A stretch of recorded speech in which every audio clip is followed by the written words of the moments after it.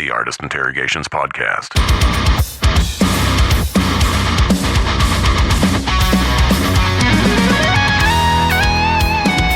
Hey, Max, can you hear me? There you go. I can hear you now.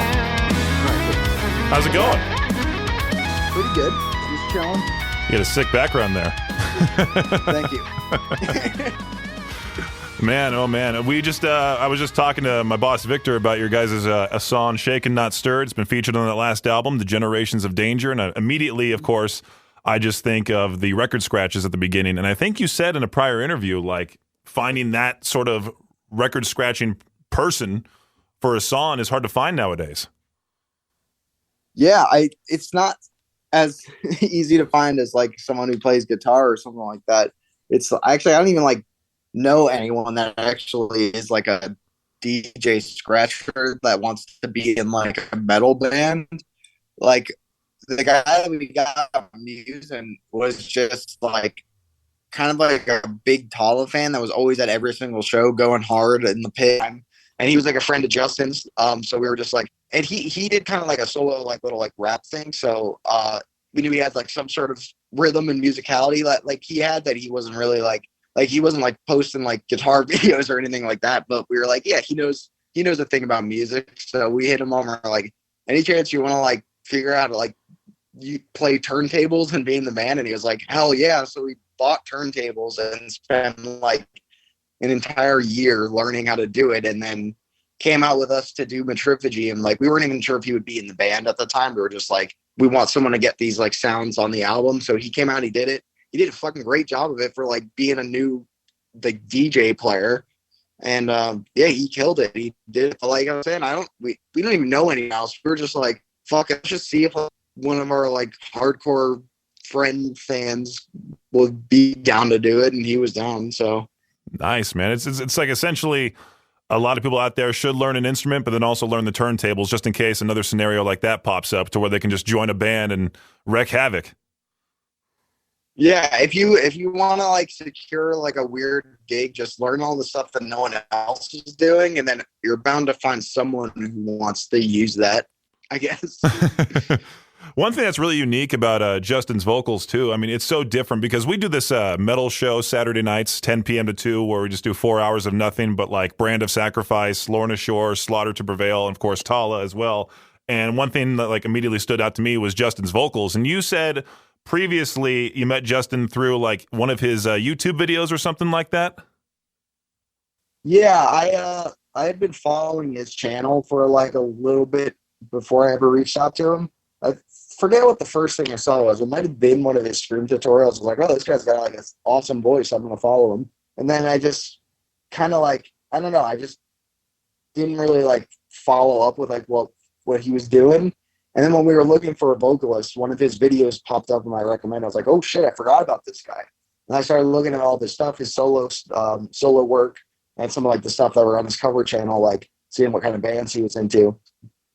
And I was just like, damn, this guy's like gotten like the most unique, awesome voice I've ever heard. So like, got to somehow see if I can reach out to him. But he had like, a big following on YouTube. So I didn't think he would really give a shit that much. Like also like I figured maybe he would, if he wanted to be in a band, he kind of like already would have done it sort of thing. But I figured, fuck it, we'll just reach out. And yeah, no, he was into the music. We sent him like the EP, and yeah, he fucked with it. And he was even telling me that it was just like kind of a coincidence that like right before he got the message, he was like thinking about like, oh damn, I really want to like be in a band and like be performing again. So it was kind of all just naturally happened at the same time. Like we just kind of found each other, and he was like the right fit for us, and he really loved the music. So it ended up being a great fit. I was going to ask, like, was he also enthusiastic about nu metal as well? Because obviously when I hear Tallah, I hear that nu metal sound. Of course, we just talked about the record scratching and stuff. And I think one of your biggest influences is Slipknot, if I'm not mistaken. I mean, yeah, they're like the band that I first became like really like a big fan of. Like that was I've always listened to Slipknot growing up and stuff because my dad introduced me to like so much music when I was younger, like just playing me all sorts of stuff from like the prog world into the rock world into metal and everything between. So they were always one that I always stuck with. And as I got a little bit older, I just like remember listening to their whole discography and being like, yeah, this is exactly the type of shit that I love. So they were like my first like favorite band, and they've been like a big influence ever since, and especially like Joey's drumming and stuff. So that's always left an impact. But yeah, I mean, like I think that's just kind of always going to have a little bit of an influence on when I write. It's just because I love a lot of those like kind of new metal bands, like System of a Down and Slipknot are like two of my favorites. So, but also like Tool is one of my favorite bands. I love like Primus and shit. So there's a lot of like influence there. But Justin was a huge fan of the new metal stuff too. Like even probably more so than me. He probably likes more of that stuff, more of those bands than I do. So he was, when I told him, I was just like, I got this kind of band that I'm putting together, which kind of has this like new metal hardcore sort of fusion sound to it. He was totally into it right away. It is something incredibly unique. I find Tallah very creative. I find the music really, really, really cool. And I mean, you just mentioned your dad, of course. I mean, how long have you been drumming personally? Almost my whole life. I mean, I didn't start taking like actual lessons until I was like maybe 5 or 6. But even before that, like I would just watch my dad play and just like grab a pair of drumsticks. I probably didn't even know what I was doing. I was just hitting things, but I just was kind of always doing it. And then as I got older, I was just like, that's just what I want to do. Like anytime someone said, what do you want to like do? Like in the future, I'm just like, I don't know. I just want to drum and make music. Like, that's just what I like to do. So even more so now, it's just like, it's not even really mainly about drumming. It's just, I want to like make music in a band with people that I love and then go play shows and stuff, you know? Yeah, it's something different with your situation because I know like a lot of people who say they want to pursue music to their parents, they're probably like, oh no, find a real job and that sort of thing. But I mean, with your dad, of course, being who he is, he's probably like, yeah, go for it. Do what you want to do. Be creative as you want and have fun with it. Yeah. Yeah, both of my parents. My mom was in a band as well when in like the 80s. She was in a thrash band. She played guitar. So she actually recently did a tour with my dad. The two of them toured together again like a couple months ago. So that was really cool. But yeah, they were both musicians. They were both super supportive about it. They were just like, they knew exactly what it takes and we're like, we're here to support you if like that's what you want to do. And as long as I was actually pursuing it, like if I was like not actually really going through it, they'd be like, all right, you need to find something to actually do then. But I was just really committed to it from the start, just grinded like pretty much my entire life. I've been in bands since I was like 12 years old and just constantly playing shows and trying to like, I don't know, get some sort of a name and just get out there and get some sort of, I don't know, something out of it. And yeah, I mean, just grinding 3 years, they were always there to back me up and support me and give me any kind of advice. So I'm super grateful to have them there. And what was your first ever drum kit? I'm curious because I played drums for a little bit and I had like that. I still have that Pearl drum set at my parents' house, but I haven't touched it in years. Mm-hmm. Yeah, it was a Tama kit. I got it as a gift from my parents. I forget when, but I was younger. I was maybe, I think, might have been like 10 years old, and it was like a smaller, just like silver star Tama kit. And yeah, I would just play on that every single day. And then once I over the years, I ended up getting like what I use now, which is just like a bigger kit. But yeah, that was my first kit. Besides that, it was just kind of like jamming on some of the random drum stuff my dad had around the house. Were there any exercises you did to improve, like, or to basically get that skill of double bass drum pedal? Are you doing the double bass drum type beats and stuff? Because I know, like, Richard Christie of Howard Stern, I was listening to him, and he drummed for Death and stuff, and he was talking about ankle weights and jump roping and all that. Did you do any exercises like that to improve your double bass pedal skill? I didn't do anything crazy like that. I just did like the I got lessons from this guy in Bethlehem, PA. His name's Todd Sheed, and he was like my teacher from my entire life. He was awesome. He taught me everything I could have wanted to know, and from the stuff that I was into, like the prog metal and rock and stuff like that, to like jazz and learning like Brazilian stuff and things like that. So he kind of like got me to learn the whole world of drumming, which was really cool. But with the double bass stuff, yeah, he would just tell me like just kind of do like the very basic thing of just starting really slow and just like looping it for to a click, just the straight double bass for I forgot what we would do. It was like a certain amount of minutes and you pause for a minute and then you do it again and you just keep doing that and then you just go up 5 BPM every single time And that's just what built my strength up with the double bass and stuff. So just making sure you can keep in time with yourself and then build up the muscle and the speed until you can start playing it really fast. So that's just what I did. Just a lot of hours of just sitting there playing it really slow.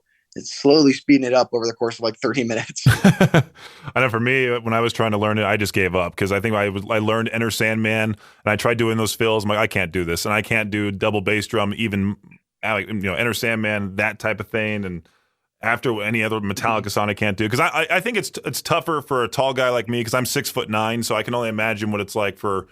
You can only imagine what it's like for me to try to like double bass pedal, from the long legs and stuff. So yeah, I'm sure. It's just a lot of just the looping and playing it at slow speeds and stuff like that. I feel like that's always the best thing to do when you're trying to learn anything is just make it like really stupidly slow and then just build up from there. Right. Yeah. And I know it's paid off for you really because you not only have Tallah, but then you also became the touring drummer for Code Orange recently. I mean, how was that? Mm-hmm. Yeah, that was awesome too because they were my favorite band.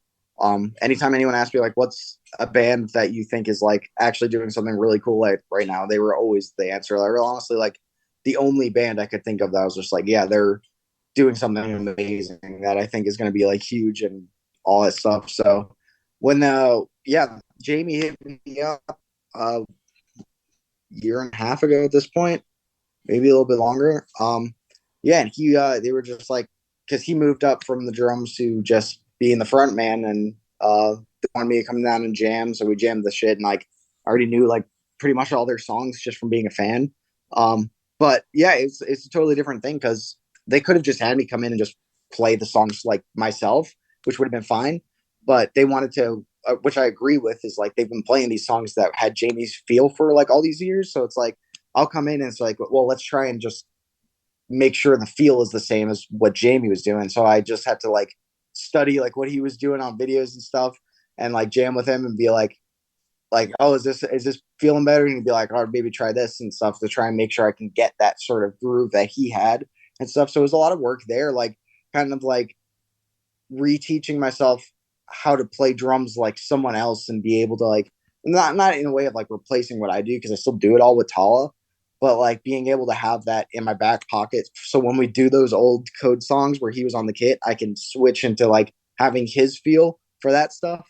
So it was really cool. It was a lot of work and stuff, but I mean, they're like I was saying, they're my favorite band. I think they're the only band that's really doing anything that's like really notable right now, to be honest. And I mean, I love the Tallah shit too. So to be able to do like the two things that I love the most is like awesome.